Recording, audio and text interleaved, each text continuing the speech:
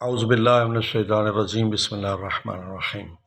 یہ دیکھیں، صحیح جو الفاظ کی آپ کو معرفت ہوگی، عورت، تو اس سے آپ صحیح معنی تک پہنچیں گے، مفہوم تک پہنچیں گے، پھر اس پر عمل کریں گے۔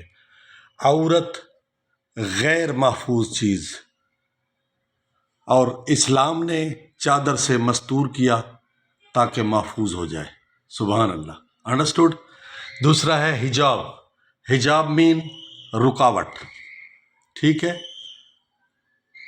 چونکہ یہ مردوں سے رکاوٹ ہے، اس لیے خوبصورت جملہ ہے حکم آقا کہ پردہ حد مردان حق زنان، سمجھ آ گئی ہے۔ تیسرا ہے خمر، خمرن، ڈرنک انگلش میں کہتے ہیں، ٹھیک ہے، ڈھانپ دینے والی چیز، اصل جو اس کا معنی ہے ڈھانپ دینے والی، چونکہ شراب عقل پر چھا جاتی ہے، اس کو ڈھانپ لیتی ہے، اس لیے جو ہے اس شراب کو شراب کہتے ہیں، اصل میں یہ خمر ہے۔ اس کے ساتھ ہی ایک لفظ ہے خمار، دیکھ رہے ہیں، یہ خمار، خمار، خے کے نیچے زیر ہے، خمار، اس کا معنی کیا ہے؟ یہ دوپٹہ جو عورتیں کرتی ہیں، یہ سر کو ڈھانپ لیتا ہے، اس لیے اس کو خمار کہتے ہیں، ٹھیک ہے۔ اب نتیجہ کیا ہے؟ خامرون، یہ حرام پردہ ہے جو عقل کو ڈھانپ لیتا ہے، صحیح فیصلے نہیں کر سکتا۔